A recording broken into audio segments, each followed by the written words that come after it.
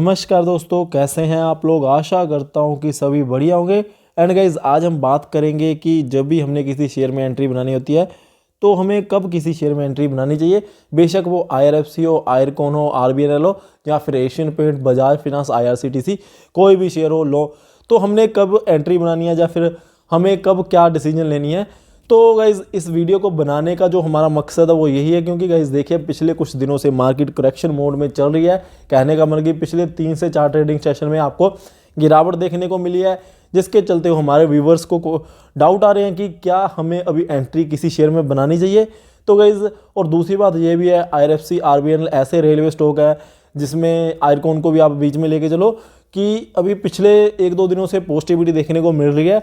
तो वहाँ पे भी कुछ हमारे व्यूवर्स हैं, उनके क्वेश्चंस आ रहे हैं कि क्या हमें वहाँ पे भी एंट्री बनानी चाहिए, क्योंकि फिर ये भी हमारे माइंड में डाउट रहता है कि अगर हमने एंट्री बना ली फिर से नीचे चला गया तो क्या होगा। तो कैसे देखिए, अगर मैं आपको एक डिसीजन दूंगा कि बना लो या नहीं बनाओ, तो वो हर एक हमारे जो व्यूवर्स हैं उनके लिए नहीं होती है। क्यों नहीं होती? क्योंकि यहाँ पर हर एक जो इन्वेस्टर होता है उनकी अलग मेंटालिटी होती है। किसी ने बिल्कुल लॉन्ग टर्म चलना होता है, तो ऐसे देखिए, किसी ने बिल्कुल लॉन्ग चलना होता है और किसी ने शॉर्ट टर्म चलना होता है। कहने का मतलब कि अप टू 12 मंथ्स चलना होता है।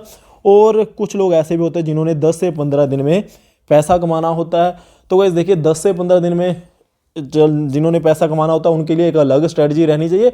बट गाइस, जो भी मैं आपको वीडियो में बताने वाला हूँ, हो सकता है कि आपको हेल्प करे आपको डिसीजन लेने में। बेशक आपने IRFC, आयरकॉन कोई भी शेयर खरीदना है।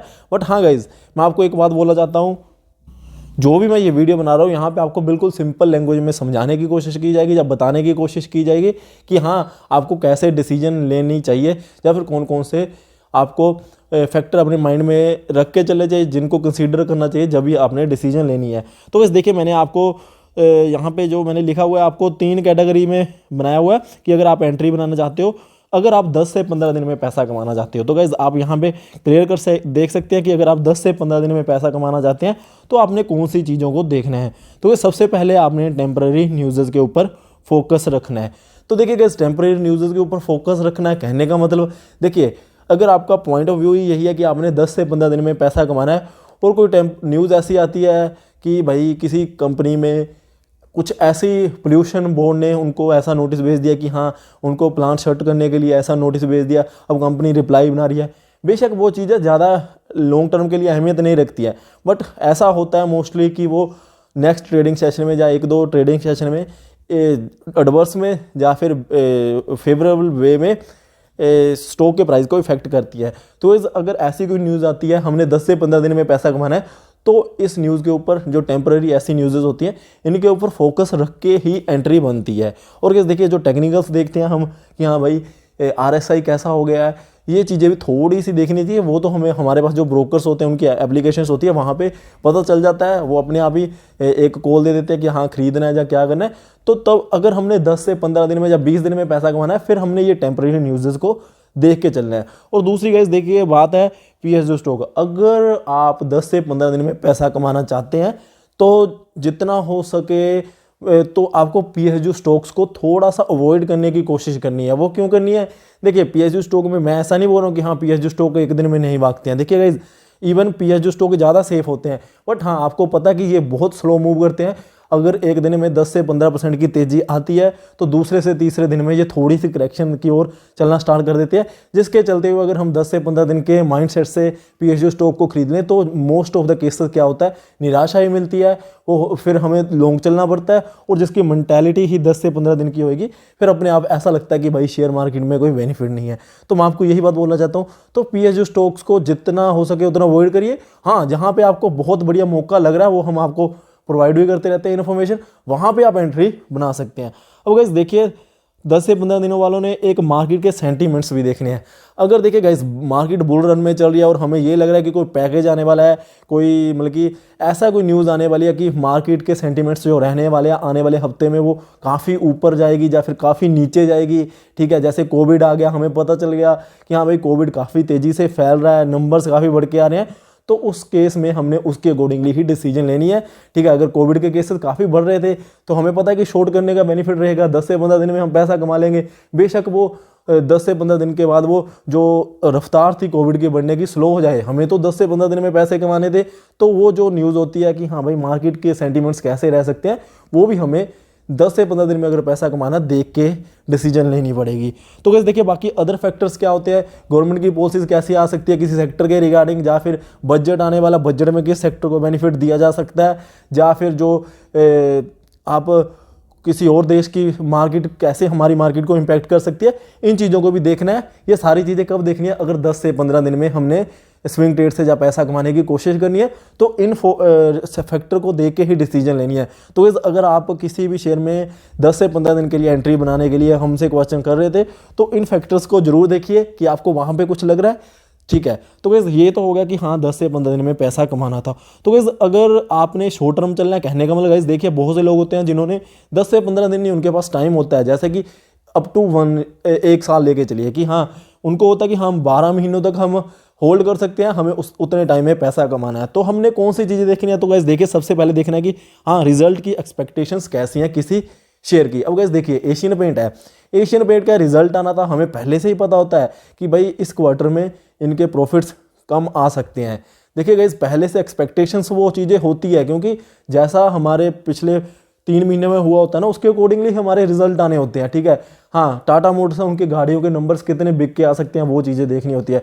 और गाइस देखिए मैंने आपको बोला था कि फेस्टिवल सीजन चल रहा है, तो इसके चलते क्या होता है, ऑटोमोबाइल सेक्टर होता है उनको ज़्यादा बेनिफिट रहता है, तो हमें ये रहेगा कि हाँ रिजल्ट इनका बढ़िया आने वाला है, ठीक है। तो उसके अकॉर्डिंगली हमने डिसीजन लेनी है कि रिजल्ट कैसे आ सकते हैं क्वार्टर के, या फिर एनुअली बेसिस पे कैसे रिजल्ट आ सकते हैं। हाँ इस साल में या इस क्वार्टर में इस पर्टिकुलर कंपनी को बेनिफिट रहेगा, तो हम इसमें एंट्री बना लें। तो जिन्होंने अप टू 1 ईयर तक इन्वेस्टमेंट करनी होती है उनको ये पॉइंट देखना ही चाहिए। और गाइज देखिए एक डिविडेंड में क्यों बोल रहा हूँ, देखिए गाइज हमने आपको BPCL, हिंदुस्तान पेट्रोलियम, इन 2 शेयर्स में एंट्री बनवाई थी, और गाइज देखिए एक 10-12 दिन में आपको कितना पैसा बनवा के दे दिया था। वो कैसे पैसा बनवा के दिया था, BPCL का गाइज देखिए आपको 58 रुपये पर शेयर डिविडेंड है, बेशक वो अभी आपके बैंक अकाउंट्स में नहीं आया, अभी ये भी डाउट आएगा काफ़ी लोगों का। तो इस मैंने आपको बोला है ना 31 अक्टूबर तक वेट करिए, मोस्ट प्रोबेबली आना चाहिए 31 अक्टूबर तक, तो अभी 5 से 7 दिन ही है। तो इस देखिए जैसे BPCL में हमने डिविडेंड भी कमा लिया, और जो हमारी कॉस्ट थी उससे ऊपर वो प्राइस भी चला गया, तो कहने का मतलब कि कैपिटल भी अप्रिशिएट होगी, और 58 रुपये पर शेयर हमने डिविडेंड भी कमा लिया था 10 से 15 दिन में। तो गाइस देखिए हमने ये चीज़ को भी कंसीडर करके चलना, अगर हम एक अप टू 1 ईयर किसी शेयर में पैसा कमाना चाहते हैं। अगर कोई ऐसी अनाउंसमेंट आती है, देखिए गाइस पहले डिविडेंड रिकमेंड होता है, मैं आपको क्या बोल रहा हूँ, पहले डिविडेंड क्या होता है, रिकमेंड, ठीक है।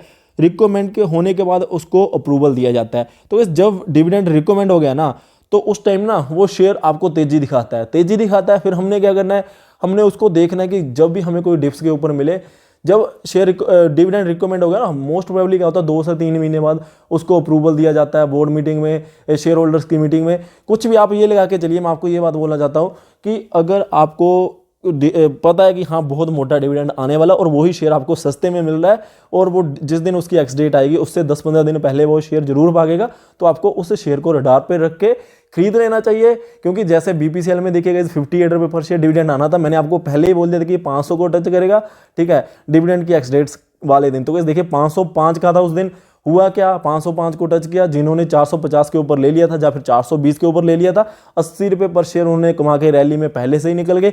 जिन्होंने डिविडेंड ले लिया उनका वैसे भी कॉस्ट भी पूरी होगी, और डिविडेंड उनको फ्री में मिल गया। तो ये बात को भी हमने कंसीडर करके चलना है अगर हमने अप टू 1 ईयर तक एंट्री बनानी है।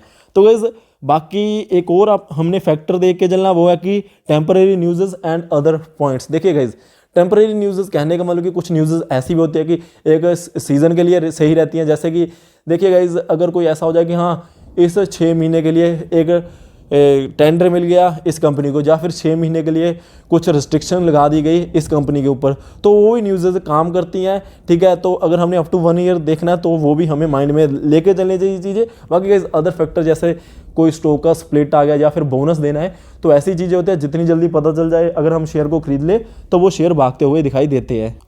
अब गाइस हम बात करते हैं कि लॉन्ग टर्म में हमें कैसे डिसीजन लेनी चाहिए अगर हमने लॉन्ग टर्म चलना है। तो गाइस आपको मैं एक ही बात बोलना चाहता हूँ, जितने भी हमने यहाँ पे फैक्टर देखे हैं ना, इन सभी को आप एक टाइम के लिए भूल जाइए। कहने का मतलब ना तो आपको टेम्पररी न्यूज़ इफेक्ट करनी चाहिए, ठीक है, ना ही आपको ये देखना है कि क्या ये जो स्टॉक है नहीं भागेगा, ये चीज़ को भी भूल जाइए। मार्केट के सेंटीमेंट्स कैसे हैं ये भी भूल जाइए, क्योंकि आपने तो लॉन्ग टर्म ही चलना है ना।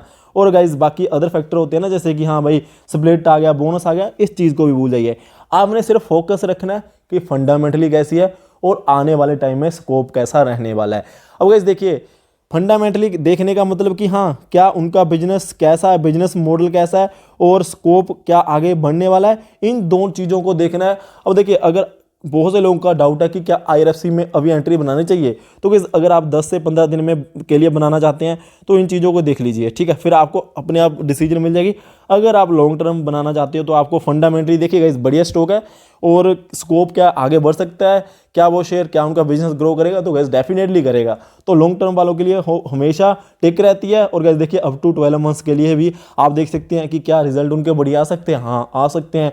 क्या कोई वो बढ़िया डिविडेंड देने वाले हैं, तो गैस देखिए डिविडेंड के लिए फ़िलहाल के लिए तो उन्होंने कोई ऐसी अनाउंसमेंट नहीं किया कि हाँ इन फ्यूचर में हो भी सकती है, ठीक है। तो ये सारी चीज़ें हमने उसके अकॉर्डिंगली देखनी है। अगर बेशक आपका आयरकॉन, IRFC या फिर किसी भी शेयर के रिगार्डिंग, एशियन पेंट के रिगार्डिंग डाउट है, तो मुझे लगता है कि आपका वो सोल्व हुआ होगा। अब गाइस देखिए, एशियन पेंट में उनका एक क्वार्टर गलत आया है, ठीक है, ये वाला क्वार्टर उनका सही नहीं आया, वो शेयर नीचे गया है। मैंने आपको ये बात बोली है कि भाई रिजल्ट, अगर आपने अप टू 1 ईयर के लिए कोई डिसीजन लेनी है तो आपको रिजल्ट कैसे है एक्सपेक्टेड। तो गाइस देखिए, रिजल्ट आने थे उनके 3 महीने, जो पिछले 3 महीनों में उन्होंने काम किया उसका रिजल्ट आया है ना। तो गाइज रिजल्ट ऐसा ही एक्सपेक्टेड था कि थोड़े से नीचे आ सकते हैं रिजल्ट। तो जिन्होंने शॉर्ट किया होगा उन्होंने पैसा कमा लिया है, ठीक है। तो उसके लिए हमें 3 महीने पहले ही पता चल जाता है वैसे तो कुल मिला के मैं आपको ये बात बताना चाहता हूँ कि अगर आपका भी कोई ऐसे डिसीजन लेनी है किसी भी शेयर के रिगार्डिंग, तो आप इन पैरामीटर्स को देख सकते हो। ये मैंने छोटी सी वीडियो बनाई है, मतलब कि आपको सिंपलीफाइड वे में समझाने की कोशिश की है कि हम इन चीज़ों को देख के, अगर हमें ये चीज़ें नहीं देखनी है कि हाँ वॉलिंजर बैंड कैसे काम करता है शॉर्ट टर्म के लिए, टेक्निकली कैसे काम करता है, या फिर MACD कैसे काम करता है, SMA 50 डे SMA DMA क्या होता है, और उसके बाद कैंडल स्टिक्स को कैसे देखें, ये चीज़ को कैसे देखें, ये कौन सी कैंडल बन गई, ये चीज़ अगर हमने नहीं समझनी है तो ये सिंपली ये वाला फंडा अपनाइए और गाइज आप काफ़ी हद तक सही डिसीजंस ले सकते हैं। और गाइज एक और बात बोलना चाहता हूँ, अगर शेयर मार्केट में कोई बंदा 100% डिसीजन ले सकता होता तो वो 2 या 4 दिन में दुनिया में नंबर 1 अमीर बन सकता है। ये भी एक सही बात है गाइस, देखिए, क्योंकि शेयर मार्केट में कोई भी आपको 100% एक्यूरेट डिसीजन नहीं दे सकता। हाँ, ये यहाँ पे कुछ ऐसी होती है कि हाँ जितनी हमारी प्रेडिक्शंस या हमारे गैसेस होते हैं या फिर हमारी एक्सपेक्टेशंस होती है, उनके अकॉर्डिंगली ही हमें रिजल्ट देखने को मिलते हैं, ठीक है। तो इन चीज़ों को भी आपको माइंड में रख के चलना चाहिए। और एक और आपको बात बोलना चाहता हूँ, जितनी जल्दी हम शेयर मार्केट में इन्वेस्टर बनने की कोशिश करेंगे, कंपाउंडिंग का उतना ही बेनिफिट मिलता जाएगा और हम अपने आने वाले टाइम में बहुत ज़्यादा अपने आप को सही लेवल पे पाएंगे। तो मैं यही बात बोलता हूँ कि जितने भी हमारे यंग लोग हैं जो वैसे पैसा फजूल खर्चते रहते हैं गैजेट्स के ऊपर या फिर किसी और चीज़ के ऊपर, हाँ शौक होता है कि भाई यहाँ पे ये चीज़ ले ली जाए, ये फिर ये चीज़ ले ली जाए, यहाँ पे ट्रिप लगाया जाए, तो गाइस उन चीज़ों को अगर हम थोड़ा सा कम करके शेयर मार्केट की और पैसे को लॉन्ग टर्म के लिए इन्वेस्ट कर दें, ठीक है, लॉन्ग टर्म वाले, तो वो चीज़ अपने आप में एक कंपाउंडिंग का इतना बढ़िया बेनिफिट दे देती है, जिसके चलते हुए हमें लगता है कि आने वाले टाइम में कि भाई हमने बहुत बढ़िया डिसीजन ली थी। तो इन सारी बातों को यहीं पे ख़त्म करते हुए आपको ये बात बोलना चाहता हूँ कि अगर आपको वीडियो अच्छी लगी है तो लाइक कर दीजिए। और गाइस देखिए, आपके लाइक से ही हमें मोटिवेशन मिलती है वीडियो बनाने की। And thank you guys for watching. जय हिंद।